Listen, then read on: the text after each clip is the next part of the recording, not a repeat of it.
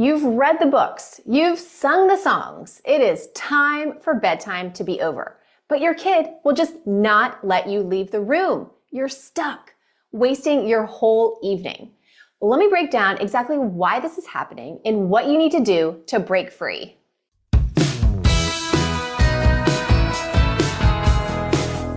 Lots of us have sat with our kids at night while they fall asleep at one point or another. Usually it's no big deal. Maybe you rub their back for a second, or you say shh as they drift off to sleep. It just takes a few minutes, no big deal, and then you're able to sneak out and go on with your evening. But if you're watching this video, you're probably thinking, yeah, right. I mean, maybe it was that easy once, like months ago. But now I'm stuck sitting in my kids' room for hours and it's taking them forever to fall asleep. So let's take a look at this slippery slope of needing a parent in order to fall asleep. Let's figure out why it's happening and what the heck we can do to make it stop. The first thing that we have to realize is kids are real creatures of habit. Once they get something that they like their way, they want it that way again and again, and they can be relentless. Think about the time you used bubble bath once and now they refuse to bathe without it. Or it was a special occasion and you put whipped cream on their strawberries and now they refuse to eat fruit unless it has whipped cream on it.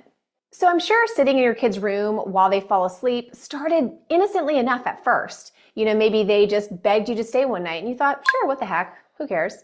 Or maybe they went through a phase where they were kind of running after you at bedtime and you want them to sleep, so you just decided to sit in the room with them. And maybe it was fine. It just took a few minutes and then you could sneak out and get on with your evening. But as the weeks went on, leaving the room got tougher and tougher. The longer your kids get used to you sitting in there with them at bedtime, there's 3 things that start to happen. The first thing is that your kids actually keep themselves awake longer because they know that you're going to leave. So it takes them longer and longer to even fall asleep in the first place.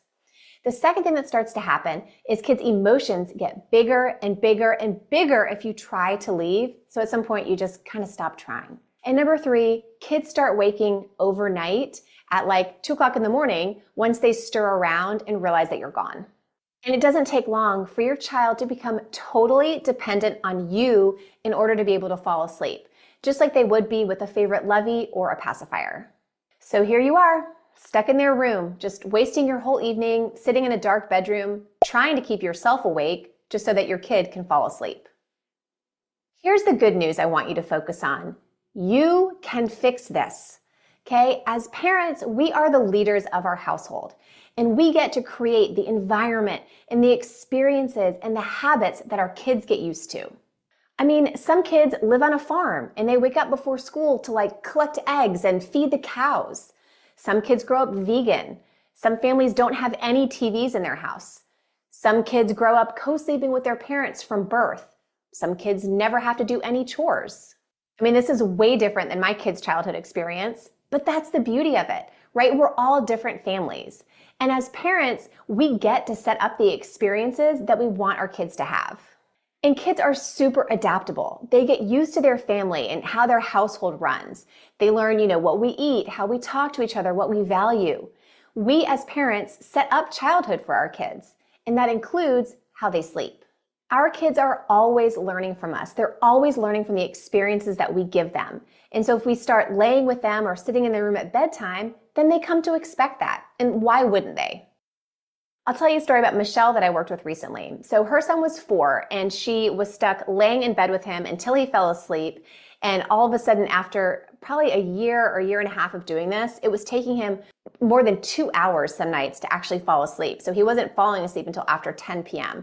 and she just couldn't handle it anymore. So she had a conversation with him and was explaining to her son, mommy can't lay in bed with you anymore. It's taking so long to fall asleep and mommy's got some other things to do in the house. Mommy has to go clean up the kitchen. And so her son would verbalize back to her that he understood what she was saying. So at the end of the bedtime routine, he would say, mommy's not going to lay in my bed because mommy has to go feed the dog or mommy has to do laundry.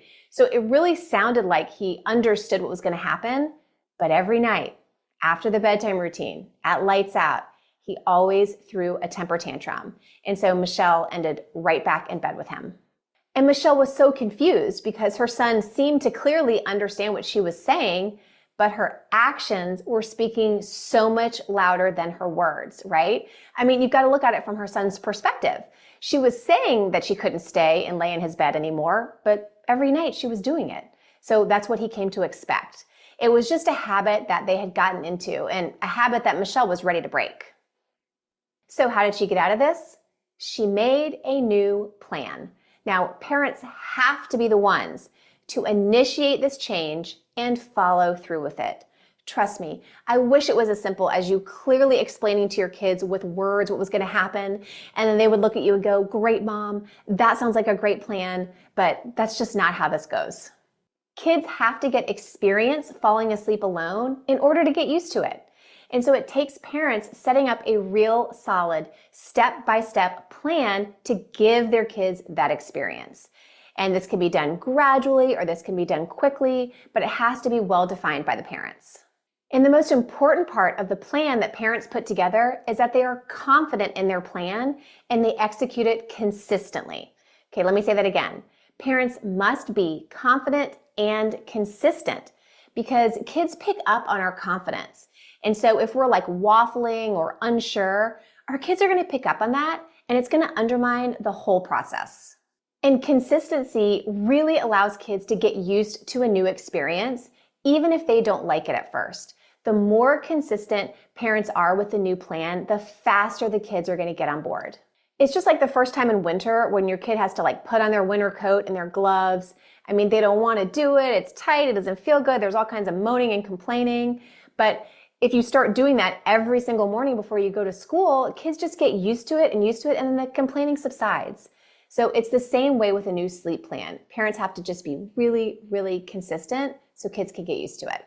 And when we're working on developing sleep independence with bigger kids, it's important to like loop them in to the changes that you're going to make. Prepping them well ahead of time is going to make things a lot easier.